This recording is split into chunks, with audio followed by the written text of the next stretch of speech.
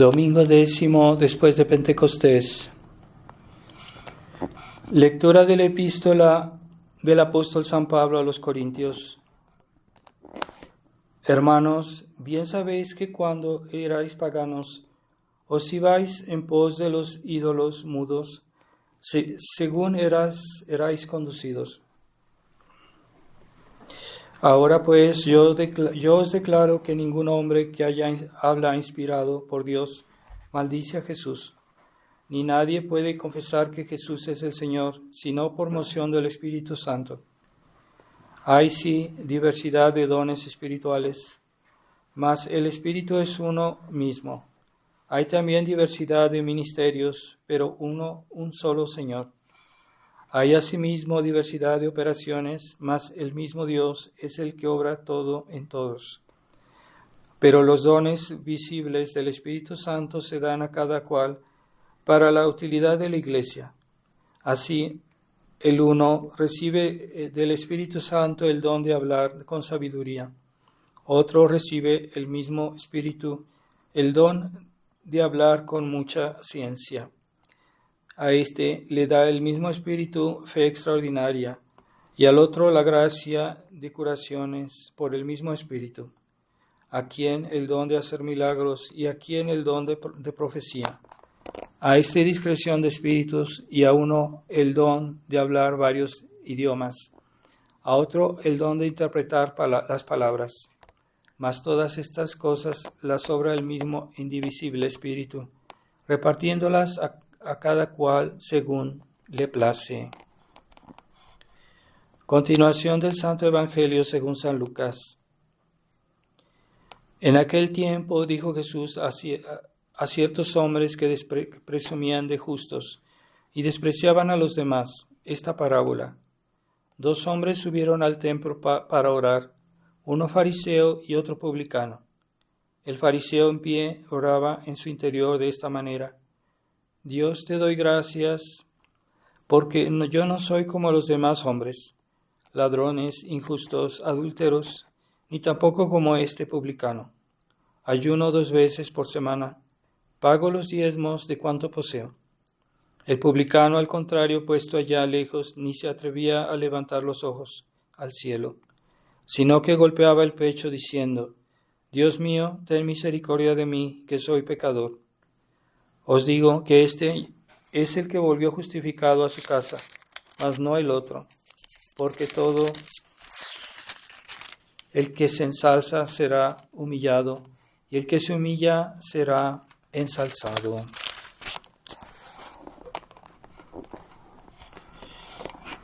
En el nombre del Padre, del Hijo y del Espíritu Santo. Amén. Ave María Purísima. Sin pecado concebida. Estimados hermanos, hemos escuchado el Evangelio del fariseo y el publicano, que siempre es de actualidad, de esas personas que se consideran justos y que desprecian a los demás. Cuando todos somos pecadores, todos somos hijos de Adán, y nadie puede decir que realmente es justo, porque todos tenemos algo que reprocharnos. Y este fariseísmo pues puede hacer mucho mal, mucho daño, porque nos aleja de Dios. Dios, de hecho, se aleja de las personas que se autoexaltan y desprecian a los demás. Ciertamente hay que saber que lo que Dios nos da, pues eso es algo bueno, pero no viene de nosotros, no viene de nuestras personas. Así que siempre hay que permanecer en la humildad, a ver si Dios nos hace dones, si Dios nos da gracias especiales. Siempre es un don. Así que hay dones de la gracia, pero también a veces hay dones de la naturaleza, y hay personas que tienen cualidades naturales que los demás no tienen, pero también eso puede formarse una forma de fariseísmo, porque no es por nuestros dones, lo que hemos recibido, que seremos juzgados por el uso que habremos hecho de las cosas. De hecho, cuando hubo esa mujer que alabó a nuestro Señor diciéndole, bienaventurado el seno que te parió y los senos que te amamantaron, nuestro Señor entendía bien que la Virgen María había recibido tantos dones de Dios, pero Él respondió, más bienaventurados los que escuchan la palabra de Dios y que la practican. Así que los dones que la Virgen María recibió no le hubieran servido si ella no hubiera sido fiel, si ella no hubiera referido eso a Dios, como lo hizo en el Magnificat, ¿verdad? Que en lugar de exaltarse a sí misma, exaltó a Dios, porque todos los dones espirituales y temporales vienen de Dios. Entonces, esa es más bienaventurados los que escuchan la palabra de Dios y la practican, los que hacen la voluntad de Dios, no tanto los que han recibido. Y es muy importante la fidelidad de parte nuestra para que las gracias que Dios nos da pues tengan todo su efecto y que Dios nos incluso nos bendiga más. Entonces esa conciencia de nuestra dependencia de Dios es muy grande, es muy importante. Aun si hay personas que pues en su vida se portan bien, que en su vida hacen todo lo posible por servir a Dios, deben permanecer en la humildad, porque también eso es un don. El hecho de que podamos portarnos bien y que Dios nos haya hecho gracias, nos ha dado gracias para que seamos fieles, para que seamos buenos en cierta medida, y es también un don de Dios. Así que aún las personas, aún los santos, aún la Virgen María siempre permanecían en la humildad a pesar de haber recibido tantísimas gracias de Dios, y es lo que nosotros debemos tener cuidado, ¿verdad? Ciertamente el hecho de ser católicos, el hecho de en nuestra época que es tan difícil, que hay tanto gente que se ha alejado de Dios, el hecho que nosotros permanecemos católicos, el hecho que nosotros permanecemos fieles a la tradición de la Iglesia, que es algo muy grande en nuestra época, tener esa conciencia.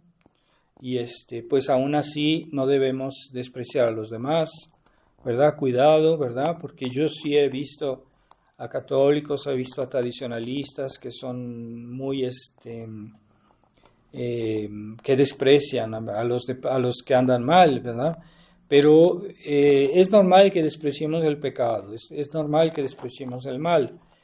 Lo que no hay que despreciar es a las personas, porque Dios nos ha dado gracias que tal vez no depende de nuestros méritos. A veces Dios da gracias a ciertas personas que tal vez no han hecho grandes méritos, pero bueno, Dios los ha favorecido. Así que de todos modos debemos permanecer en la humildad. Y aunque sea cierto, ¿verdad?, que a veces vemos pecadores, personas que andan muy mal, pues sí, no podemos aprobar eso, claro, pero no hay que despreciarlos con orgullo, con soberbia, y no hay que apreciarnos a nosotros también con orgullo y con soberbia, porque todo eso viene como a neutralizar las gracias de Dios, porque Dios se aleja de los soberbios y a veces exalta a los humildes, ¿verdad? Aún incluso a grandes pecadores. Hay muchos casos de pecadores que eran grandes pecadores y se volvieron en grandes santos, porque se humillaron, ¿verdad? Entonces no basta ser católico y aparentemente hacer todo bien si no nos humillamos delante de Dios. Es peligroso. Y en esta época también es peligroso. Entonces, sí, por ejemplo, en la tradición yo vi un tiempo en que había muchas personas que se vanagloriaban, ¿verdad?, de eso y tenían una especie de suficiencia. Eso lo vi mucho en Europa, esa suficiencia de creerse que se mejora a los demás y ser tradicionalista. Y ahora vemos cómo la tradición en Europa y en el mundo está fallando, porque había tal vez algo que no le complacía a Dios, porque yo no comprendo que hayamos recibido tantas gracias en la Fraternidad San Pío X, tantas gracias de Dios, y que ahora están echando marcha atrás, y que ahora están acercando a Roma, que ahora están haciendo compromisos, y que ya ahora ya no quieren decir toda la verdad, que ya no quieren denunciar el mal, el error, y todo ese espíritu de compromiso. Yo pienso que es un castigo por esa suficiencia que había en muchos, no digo en todos, pero en muchos sí, esa suficiencia de creerse de la tradición y ver a los demás con desprecio. Hay que tener cuidado, porque si nosotros estamos en la fe de la Iglesia y si estamos en la tradición, es una gracia de Dios y debemos permanecer en la humildad, no despreciar a los demás, que a veces hay personas que son malas porque pues han recibido menos, porque a veces son ignorantes, porque a veces pues hacen lo que ven en el mundo y no ven otra cosa, nomás ven las cosas malas y bueno, se echan a perder. Pero a veces esas personas tal vez, si conocieran la verdad, serían incluso mejores que nosotros. Así que hay que tener cuidado. Hay gente que ha recibido muchas gracias de Dios y siempre está resistiendo a la gracia con tonterías, con actitudes negativas, con actitudes soberbias y faltas de caridad al prójimo. Yo he visto muchas faltas de caridad en la fraternidad, desgraciadamente, y no me extraña lo que está pasando hoy en la fraternidad, no me extraña. Bueno, también hay que rezar por ellos, que Dios los ilumine, que les perdone, que los guíe para que encuentren de nuevo el buen camino. Se los deseamos de todo corazón. Pero no podemos ceder ante una actitud que no es correcta, que no es buena, y que es un abandono de la lucha por la fe, mantener la tradición de la Iglesia, que es el mayor tesoro que Dios nos da en este mundo. Es el mayor tesoro, el único medio que tenemos para salvarnos. Que no es como dicen los protestantes, no, yo no necesito de la Iglesia para salvarme. Sí, necesitamos de la Iglesia porque Jesucristo así lo quiso. Necesitamos de la tradición, necesitamos de los sacerdotes. Hay personas que no quieren humillarse delante de los sacerdotes, son muy suficientes, son soberbios y no aceptan que sea por un sacerdote que Dios nos salve.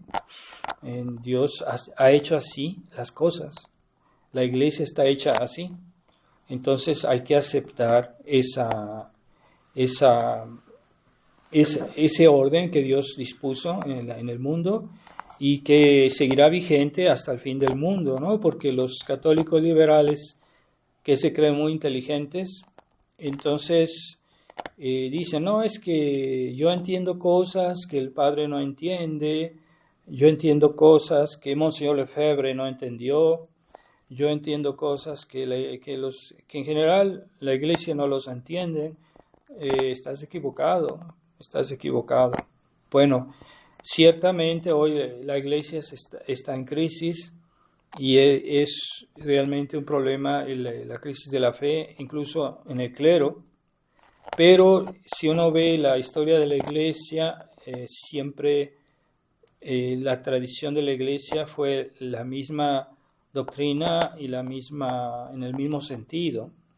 Entonces, cuando nos referimos a la tradición de la Iglesia, hay que someterse, hay que humillarse delante de la Iglesia, hay que aceptar Entonces, en México ha habido una corriente liberal muy fuerte desde el siglo XIX, siglo XX y hasta hoy, que han despojado a la Iglesia de sus derechos, han despojado a la Iglesia de sus bienes y la han puesto como en una servitud que hacen que la Iglesia ya no tiene casi medios, ya no tiene. Y muchas personas han tomado ese espíritu, incluso católicos, que no pueden soportar que la Iglesia tenga autoridad, que no pueden soportar que la Iglesia pueda dar órdenes, que no pueden soportar que la Iglesia pueda castigar, prohibir.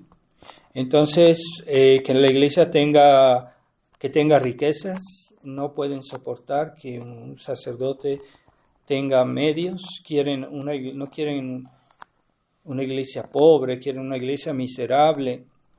Y incluso los católicos, ¿verdad? Los católicos dicen, bueno, ven que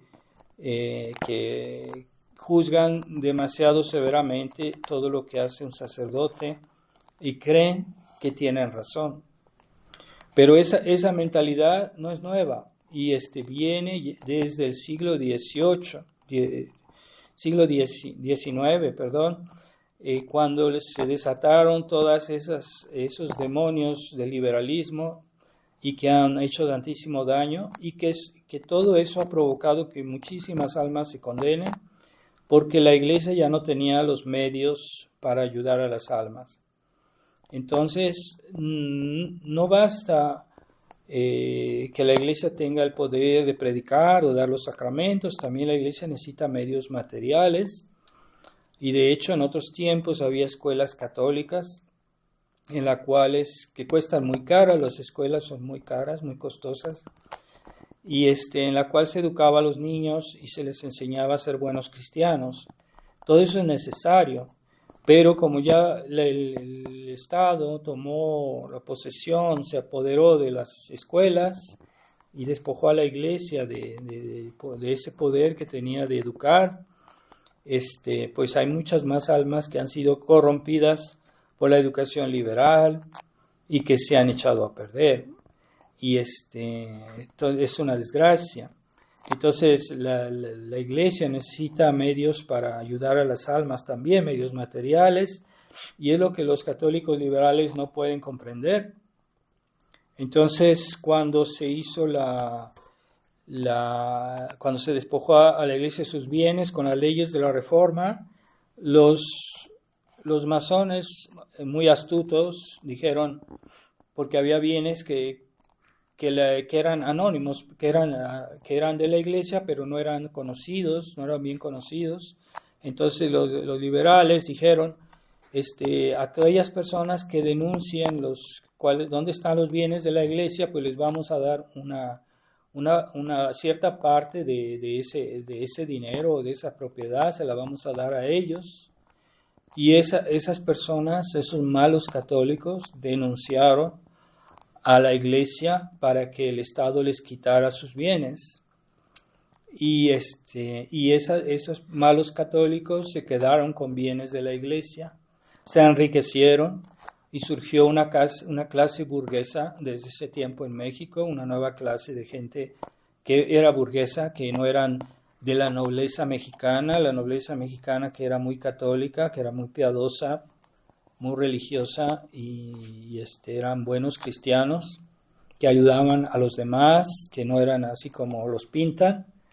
Entonces surgió una nueva clase burguesa que se enriqueció de repente y que hasta la fecha pues su descendencia se quedó con los bienes de la Iglesia.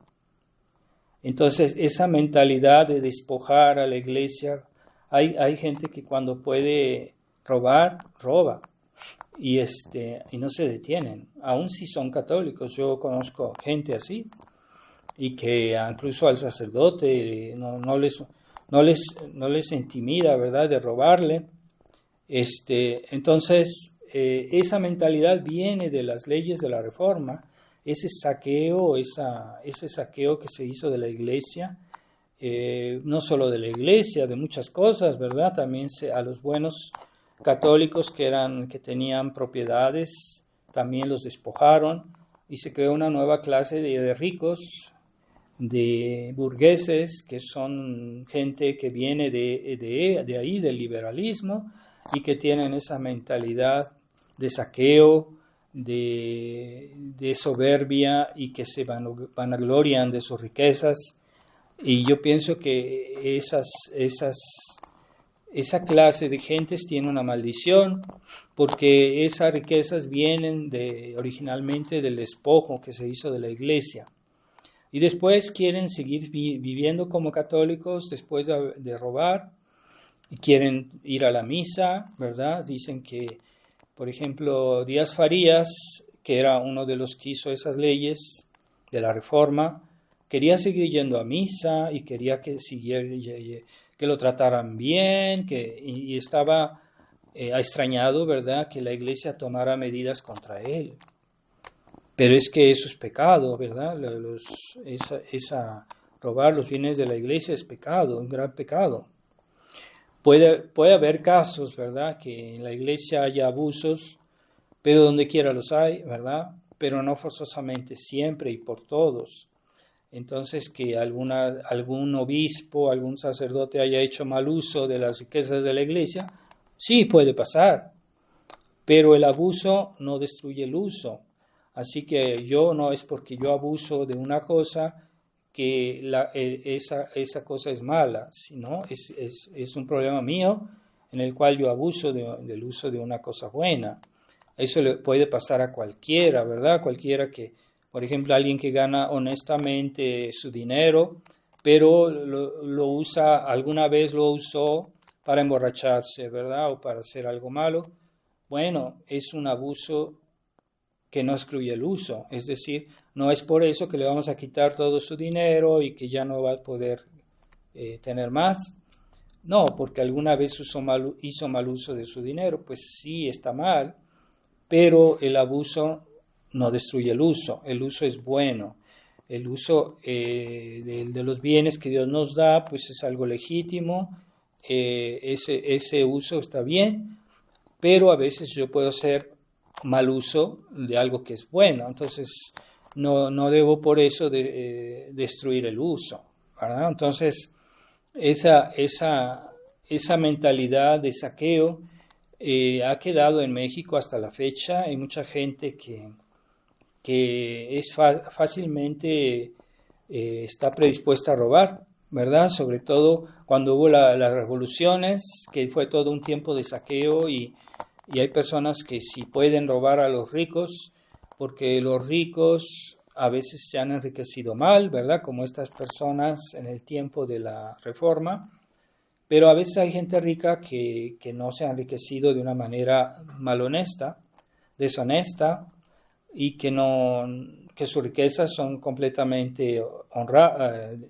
legítimas, y que no tienen por qué saquearlos a ellos, ¿verdad? Como lo hacían en tiempos de la Revolución, diciendo pues que los ricos y los pobres, ¿verdad? Esa es una mentalidad comunista, decir que siempre los ricos son malos o que siempre los pobres son buenos. Y no es así. No es así. A veces hay pobres que son muy soberbios y muy malvados. Y a veces hay ricos que son muy buenos cristianos y que han ganado su riqueza con esfuerzo, trabajo, y gente que vive con orden y que por eso tienen dinero, pero no lo han adquirido mal. Así que no siempre los ricos son gente mala. Puede ser, pero no siempre. Y no siempre los pobres son siempre gente honrada, o buenos cristianos, o gente que respeta a su prójimo. No, entre los pobres hay mucha maldad a veces. Así que ciertamente los buenos ricos deben ayudar a los pobres cuando pueden y cuando es oportuno, y los pobres pues deben aceptar, ¿verdad? Y no decir, bueno, como los comunistas, ¿verdad? Es que tenemos el derecho, ¿verdad?, de que nos den dinero. No, el que pide no tiene derecho. Es una obra de caridad, Tenemos derecho respecto al Estado, ¿verdad? El Estado que nos cobra impuestos, entonces sí tenemos derecho a que el Estado nos ayude, pero respecto a personas que no son el gobierno, no tenemos el derecho de exigirles que nos ayuden, no tenemos el derecho. Así que esos pobres altaneros que exigen que los ayuden a fuerza, no está bien. Pero sí pueden pedir, ¿verdad? Y los que tienen, pues en virtud de la caridad, deben darles, ayudar a los pobres, pero no es una obligación en justicia, es una obligación en caridad. Así que el pobre no puede exigir, porque para exigir hay que tener un derecho en justicia. Entonces la caridad, pues eso depende solo del amor de Dios, y eso es bueno la caridad. Así que Dios nos pedirá cuentas del uso que habremos hecho de nuestros bienes, aun si no estábamos obligados en justicia a ayudar a los demás. De todos modos Dios nos pedirá cuentas. ¿Qué uso hiciste? ¿Ayudaste a los demás? Aunque no estabas obligado en justicia, pero en caridad sí. Así que ayudaste a los pobres, ayudaste a los que tú conocías, ayudaste a la iglesia, también es un deber, y eso es un deber en justicia, ayudar a la iglesia. Y también la caridad espiritual, que consiste en ayudar a los demás con nuestras oraciones, con nuestro buen ejemplo, con nuestras buenas palabras, con la caridad habitual. Eso es una obra de caridad también, y que es importante. Entonces, decimos que somos buenos católicos, bueno, pues que se note, ¿verdad? Así que, ¿cuál es nuestro ejemplo? ¿Cuál es nuestro ejemplo con los demás? Hacemos nuestros deberes como debe ser, no nada más pensamos en nuestros derechos, sino también en nuestros deberes, y esa seguridad que podemos tener de nosotros mismos, pues puede ser fariseísmo, ¿no? Hay que tener cuidado. También hay otra forma de fariseísmo, el fariseísmo del mundo, de aquellos que viven en el mal. O sea, no solo de aquellos que se puedan vanagloriar de ser católicos o de ser tradicionalistas, sino también aquellos que viven en el mal y se vanaglorian de eso, ¿verdad? Y es muy común en los liberales, en los que viven según el mundo y que desprecian a los buenos católicos. Es que esa persona está siempre rezando, ¿verdad? Como diciendo, qué exageración, que como si fuera algo malo, ¿verdad? O sea, hay cosas que aun si fuera una exageración, en sí no es muy grave porque es una exageración de algo bueno. Pero a veces hay unos que hacen el mal, incluso, y exageran, y no les parece grave. Entonces, eso es fariseísmo. Los que viven como si Dios no existe. Es que son católicos que solo van a la iglesia el día del bautismo, el día del matrimonio, y ya después nunca rezan, nunca. Pero eso sí, son católicos. Si en su casa tienen una bonita imagen de un Cristo o una Virgen de Guadalupe, pero no es suficiente. No es solo eso que Dios nos pide, eso está bien, pero no es suficiente. Entonces hay una nueva forma de fariseísmo, de esos católicos liberales que desprecian a los católicos que quieren ser fervientes, que quieren ser auténticos, que quieren vivir su vida cristiana enteramente. Porque la vida cristiana no es suficiente, es decir, yo estoy bautizado, yo voy a misa cuando me casé, o a la primera comunión y ya después nada. No rezan, no hacen nada especial por su prójimo, pero sí están muy solícitos por los bienes de este mundo, por la comodidad, porque la gente los considere, para que la gente los estime. Entonces adoptan las modas, las costumbres del mundo para que la gente los considere personas bien, entre comillas, y que viven una vida mundana, ¿verdad? En la abundancia, quieren el dinero, quieren la comodidad, les gustan los paseos, los viajes. Yo no digo que siempre esté mal hacer algún viaje o tener alguna distracción. Lo que es malo es vivir con eso de una manera exagerada y con descuido del alma, con descuido de la ley de Dios. Porque en todas esas cosas, esas diversiones mundanas, a veces hay inconvenientes. No todas son buenas, no todas son permitidas, no todas son correctas. Y hay hoy distracciones o espectáculos que conllevan el desorden, llevan al mal y sugieren el pecado y se acostumbran a pecadillos por aquí, pecadillos por allá, y entonces es una vida mundana, es una vida de esas personas que viven siempre para ver que los demás los elogien, que los vean bien, que sean personas según la sabiduría del mundo, y son gente presumida, gente demasiado atenta a lo que piensan los demás, a las apariencias. Así que sí pueden tener todos los bienes humanos, pero después uno sabe que, por ejemplo, en esas familias a veces hay faltas de caridad muy grandes entre los miembros de la familia, pero en el exterior no se nota, pero ellos aparecen delante de los demás como gente muy buena, como gente muy buena, muy educada, lo que fuera, pero ya si uno escarba un poquito en su vida familiar, pues son gente que tiene muchos problemas. Y que a veces en la familia hay faltas de caridad muy grandes. Entonces, pues ahí no está Dios. En esas cosas Dios no está.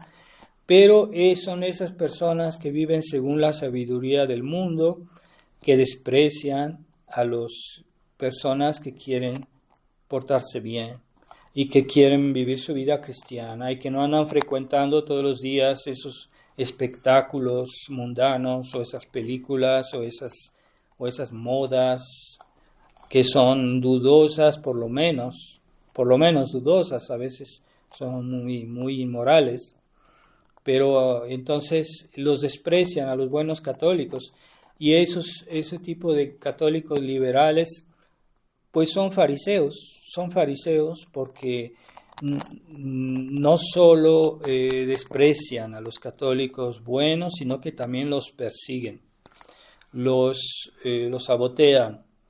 Y es una historia que no es nueva, porque Monsieur Lefebvre nos decía que ya en el siglo XIX, por ejemplo en Francia, había dos corrientes de católicos, los que querían vivir su vida católica 100%, y los católicos que querían adaptarse a la Revolución Francesa y que decían, bueno, es que tenemos que vivir en este mundo y tenemos que obtener del Estado liberal la libertad, necesitamos adaptarnos, necesitamos aceptar esto, sí. Entonces empezaban a hacer compromisos. Y esos católicos liberales saboteaban el trabajo de los buenos católicos. Y había una especie de guerra entre los dos en ese tiempo, porque unos no querían aceptar el nuevo orden, como él le llama nuevo orden, pero es el nuevo desorden, el orden del liberalismo, del masónico en la sociedad, y que los católicos liberales perezosos que no querían hacer esfuerzos, querían simplemente adecuarse a las nuevas corrientes del mundo sin que tener que luchar mucho y sin tener que sacrificar su comodidad, como siempre. Entonces, ya desde entonces los católicos liberales crearon muchos problemas a los buenos católicos que luchaban por vivir su vida cristiana al 100%. Entonces, y proteger y defender a la iglesia y defender la enseñanza de la iglesia. Entonces, los católicos liberales siempre han saboteado el trabajo de los buenos católicos, y no solo a nivel de los fieles, sino también en la iglesia, los sacerdotes que quisieron adecuarse a la revolución, al liberalismo, también, y crearon muchos problemas a los buenos sacerdotes que querían continuar la iglesia como es, como debe ser. Entonces algunos de ellos fueron condenados, como un sacerdote que se llamaba Lamennais, que comenzó esto. Había también un monje, Lacordaire se llamaba, Lacordaire, un monje dominico, y que también quería abogar por esa paz con el orden del liberalismo, el orden liberal que se ha instalado hoy en la sociedad. Entonces ya se acostumbraron y quieren vivir así.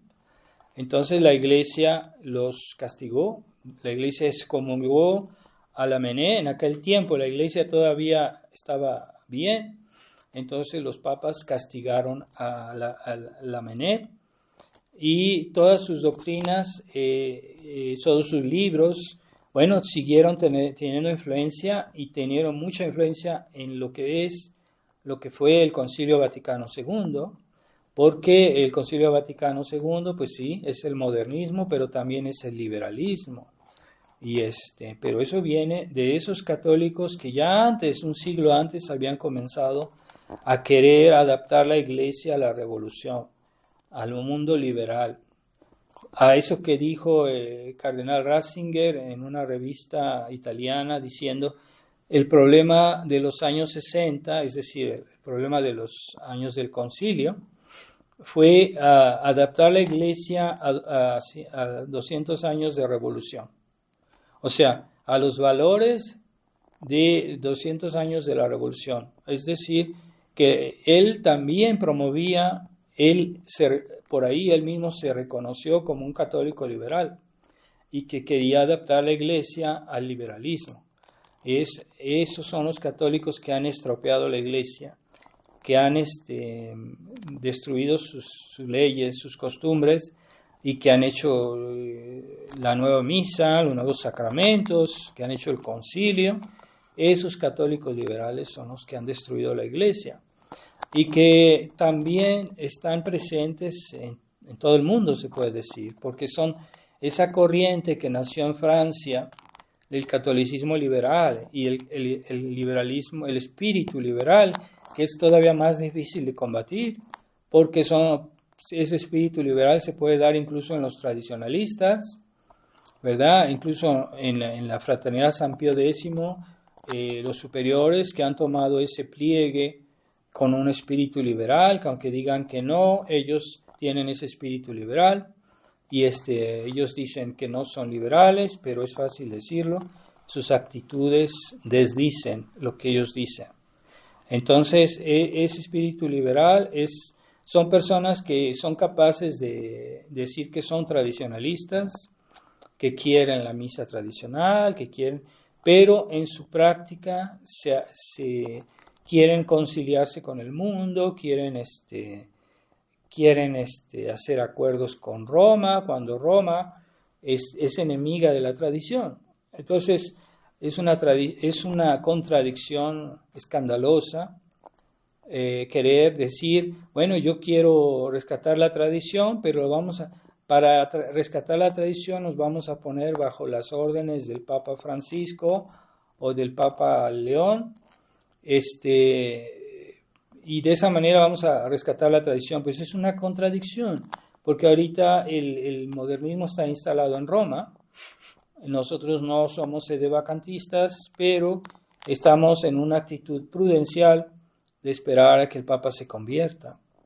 Y que, bueno, mientras tanto estamos con una distancia prudencial, esperando que Dios rescate a su iglesia.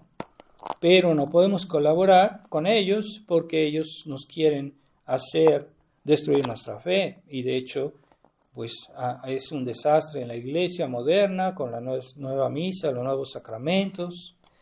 es destructivo todo eso. Entonces nosotros, ¿cómo es posible que Monseñor Felé, el padre Schmidberger, pretendan salvar la tradición poniéndose a las órdenes de los enemigos de la tradición, de los más acérrimos enemigos de la tradición?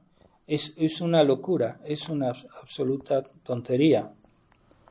Pero los católicos liberales son ingenuos, tienen esa cuestión de que creen que porque fulanito les sonrió, que porque fulanito es amable, que ya lo ganaron.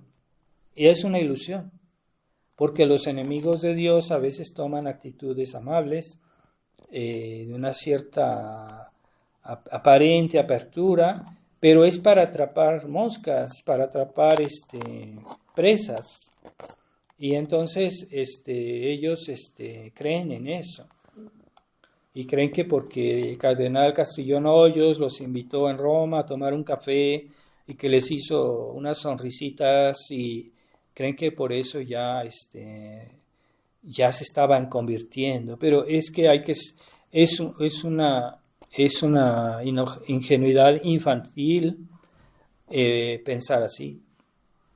Pero eso es típico de los católicos liberales, así como los católicos liberales quisieron ser amigos de los comunistas, quisieron ser amigos de los masones, hicieron reuniones con ellos y después los comunistas, cuando pudieron, pues mataban a los católicos, ¿verdad? Entonces es una ilusión. Esa apertura con los enemigos de la iglesia es una ilusión. Y nos puede pasar a nosotros también, que en este mundo encontremos a gente simpática, gente amable, gente sonriente, pero que detrás ellos quieren que nosotros seamos como ellos, y que no nos van a apoyar que en la medida que ellos ven una apertura en nosotros hacia su actitud de ellos. Entonces los católicos liberales son seductores, quieren que los católicos firmes, que ellos no los pueden tolerar, no les gusta la firmeza, la entereza de los buenos católicos, y quieren que esos católicos se adecúen a su manera de ser, de los liberales, a la manera de ser del mundo, a estar bien con el mundo, y es toda una ilusión. Pero es una nueva forma de fariseísmo, ¿verdad? El fariseísmo liberal, el fariseísmo de las personas que no aman a Dios también, y que desprecian a la iglesia, que desprecian a los buenos católicos, porque dicen, ellos quieren vivir su libertad, y por eso no pueden tolerar que haya personas que quieran vivir estrictamente la ley de Dios, como debe ser. Entonces es un reproche viviente. Todos los católicos que tratan de ser buenos, que tratan de ser verdaderos católicos, entonces los enemigos de la iglesia siempre están buscando pretextos para criticarlos, aunque a veces se aferran de algunos pequeños defectos de los católicos. A veces algunos católicos tienen algún pequeño defecto, y los enemigos de Dios se aferran de esos pequeños defectos para criticarlos, para decir, ya ven cómo son, etcétera. Pero son detalles. Pero ellos están con pecados grandísimos y no los ven. Entonces son fariseos también. Los enemigos de Dios, y que tienen horror del catolicismo, tienen horror de la fe de la iglesia, tienen horror de la espiritualidad de la iglesia, del espíritu de oración, tienen horror. Y entonces les parece, cada vez que vean algún pequeño detalle, que tal vez sea cierto, puede pasar que sea verdad, que algunos católicos tienen algún defecto, puede ser, pero son defectos secundarios, mientras que ellos, los enemigos de Dios, tienen defectos enormes, y no los ven. Entonces son fariseos también. Es el fariseísmo de los que hoy persiguen a la tradición, de los que hoy persiguen a la iglesia, son fariseos. Y Dios nos libre de esa gente. También los malos católicos pueden ser fariseos cuando persiguen a los católicos que quieren ser fervientes, que quieren vivir en la entereza, en la tradición como debe ser, y dicen, no, es que ustedes son sedevacantistas. Es el gran truco que sacan siempre para decir que para acusarlos, ¿verdad? Aun si no les consta que son realmente sedevacantistas, pero sí los acusan de sedevacantistas. Y esos son fariseos porque no quieren ya volver al espíritu de la tradición como debe ser. Y ya se han mundanizado, son sacerdotes que se han mundanizado, que utilizan los medios del mundo para difundir, que a veces se pueden usar, pero con cuidado, porque deben utilizarse según el espíritu del Evangelio. Entonces, ellos confían más en los medios humanos que en los medios de la iglesia. La iglesia tiene medios para convertir las almas, y que son la predicación, que son los sacramentos, que son la oración, que son la vida espiritual, ¿verdad? Esos son los medios de la iglesia, pero los católicos liberales los desprecian y ellos quieren cosas sensibles, cosas visibles. Entonces organizan cosas que según el mundo son atrayentes. Y bueno, no quiere decir que nunca nada de eso se pueda usar, pero es que no hay que darle la importancia que no tiene. Porque lo que realmente convierte a las almas no es una bonita revista con imágenes en color, no es cosas materiales o imágenes, sino es la gracia de Dios. Y es el verdadero medio de la iglesia para salvar las almas, la gracia de Dios, que se obtiene por la oración, por la mortificación, la vida cristiana. Y eso son los medios de la iglesia, o la predicación, ¿verdad? Cuando un sacerdote predica, tiene una gracia de la iglesia para predicar. No es igual cuando un fiel, que hay, pues yo sé, hay fieles que eran de hecho muy cultos y que a veces daban conferencias y pláticas, pero no tienen la gracia que el sacerdote tiene para enseñar la verdad. Entonces creen que el hecho de hablar es suficiente. No. La iglesia, cuando la iglesia se predica en la iglesia por un ministro de la iglesia, él tiene la gracia especial para convertir las almas. Y eso es una gracia que está apegada al sacerdocio, a la autoridad de la iglesia. Y Dios la da a los sacerdotes, nada que hacer, Entonces, aun si hay fieles que sí, yo he visto que ha habido fieles que a veces son muy cultos en varios temas, está bien, es una cosa buena, pero no tienen la gracia sacerdotal y deben siempre permanecer en una cierta humildad. Entonces, tengamos cuidado con la seguridad que nos pueda dar los dones de Dios, porque cuando Dios nos hace dones, pues eso nos da una cierta tranquilidad, una cierta seguridad, pero una cosa es que yo los vea como dones de Dios, o que yo los vea como cosas que vienen de mí mismo. Incluso los dones naturales tampoco deben ser vistos como que vienen de nosotros mismos, ¿verdad? Personas que nacen inteligentes, que tienen cualidades de inteligencia que otros no tienen capacidades de trabajo, de talentos para, no sé, incluso para ganar dinero, para el comercio, tienen talentos, o talentos humanos de lo que fuera, de belleza, de lo que fuera, pero eso es un don de Dios. Entonces ellos lo quieren ver como si viene de ellos, pero no viene de ellos, viene de Dios. Así que finalmente todos somos debemos a Dios todo, todos. Aún los que han recibido más, de todos modos, están en un estado de haber recibido. Entonces no tienen más mérito que los demás. Pero el mérito puede estar en el uso que hacemos de los dones de Dios. Si Dios nos da dones y no los utilizamos y no los hacemos fructificar, entonces no tendremos ningún mérito, absolutamente ninguno. Entonces no basta haber recibido dones de Dios, hay que hacer buen uso de ellos y hacerlos fructificar. ¿Qué uso he hecho yo de los talentos que Dios me dio? O no sé, de todas las cosas que Dios me ha dado en mi vida. ¿Qué uso he hecho de ellos? ¿He hecho un buen uso? Dios me pedirá cuentas. Y aunque, es que yo era una gente importante o no, sí, pero eso fue un don de Dios, así que ¿qué uso hiciste de eso? No es como el niño mimado que nace en una familia rica y que su papá trabajó muchísimo para tener lo que ellos tienen.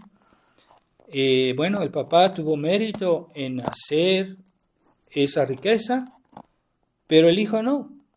El hijo nomás recibió. Entonces el hijo debe un poco seguir el ejemplo de su papá para también merecerse esa riqueza. Y entonces hay hijos que dicen, es que es normal que tú me des esto y que me des aquello, yo tengo derecho. No, no tienes derecho porque tú no has hecho nada. El que tiene derecho es el que lo mereció, el que trabajó por eso. Y tú, bueno, pues sí, eres hijo de alguien que tiene más. Entonces Dios te ha dado eso como un don, pero tú no lo has merecido. No tienes derecho. Derecho en el sentido que tu padre, tu madre te lo dan, sí, pero en ti mismo no está ese derecho. Entonces, esa es la ceguedad, ¿verdad? Y a todos nos puede pasar eso de decir, bueno, es que yo tengo esto, entonces es mío, entonces yo tengo el derecho. No, o sea, es tuyo porque Dios te lo ha confiado para un uso determinado. Nadie tiene el derecho absoluto sobre nada. El único que tiene derecho absoluto sobre todo es Dios. Sobre todas las cosas tiene un derecho absoluto. Y hay hombres que creen que ellos tienen derecho absoluto sobre sus hijos, sobre su dinero, sobre su libertad. No, todo eso es condicional. Y Dios no los presta. Dios también da hijos a los papás, se los da, porque sin Dios no tendrían hijos. Les da tal vez riqueza, les da tal vez talentos, pero nunca tendrán un derecho absoluto. Siempre en el sentido de que todo lo que Dios nos dio, en el sentido de usarlo según la ley de Dios, según la voluntad de Dios. Y eso es lo que nos salvará y que nos hará adquirir méritos y derechos para la otra vida. En la otra vida habrá personas que en esta vida fueron muy importantes, pero allá serán los últimos, en el cielo serán los últimos porque no hicieron méritos. Personas que en esta vida recibieron muchas gracias o talentos de Dios, pero como no los hicieron fructificar, pues en la otra vida si se salvan, si es que se salvan, tendrán tal vez el último lugar en el cielo. Y personas que en esta vida hicieron fructificar lo que Dios les dio, que tuvieron el sentido de la caridad, que rezaron por los demás, que ayudaron a los demás lo mejor que pudieron, con sus ejemplos, sus oraciones, con su ayuda. Bueno, a lo mejor personas que en hoy son muy poco importantes, pues en el cielo serán muy importantes. Entonces, esta vida es una apariencia porque todo está, hay cosas que parecen importantes, que parecen estables y no lo son, y hay cosas que parecen meritorias y no lo son, y hay cosas que parecen despreciables y no lo son.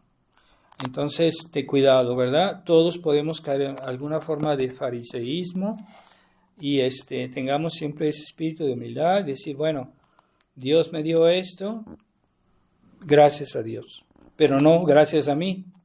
O no voy a despreciar a los demás porque recibieron menos, o incluso por las personas que han pecado más que nosotros, ¿verdad? Como este fariseo del Evangelio que despreció al publicano, que los publicanos eran conocidos por ser pecadores, pero el publicano se arrepintió y pidió perdón sinceramente, mientras que el fariseo se vanaglorió de lo que tenía y por lo mismo no quiso arrepentirse de sus problemas.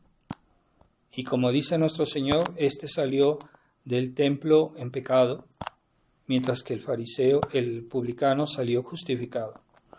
Son los juicios de Dios, que no son los juicios del mundo, que no son los juicios de la gente, no son los juicios de los fariseos, los juicios de Dios que a veces van a relucir un día y nos van a tal vez extrañar, ¿verdad? Porque va a ser muy diferente de lo que hoy pensamos.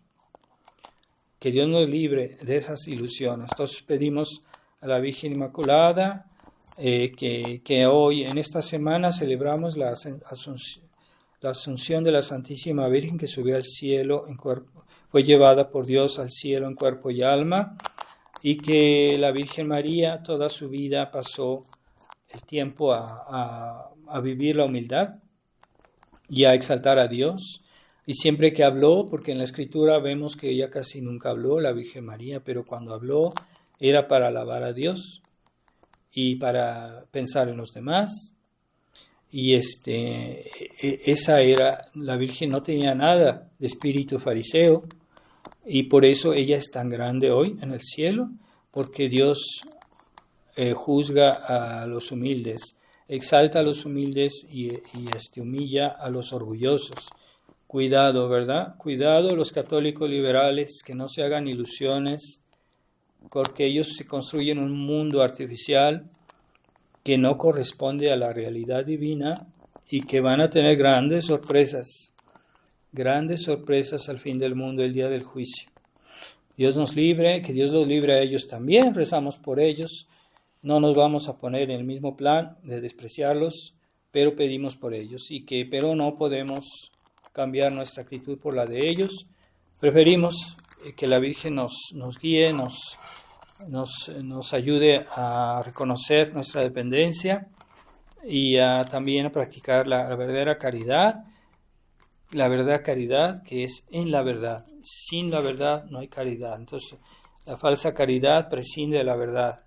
Y la verdadera caridad, pues, lo hace con la verdad, aunque duela, pero siempre con la verdad. Y esa es verdadera caridad. Ave María Purísima, sin pecado concebida. En el nombre del Padre, del Hijo y del Espíritu Santo. Amén.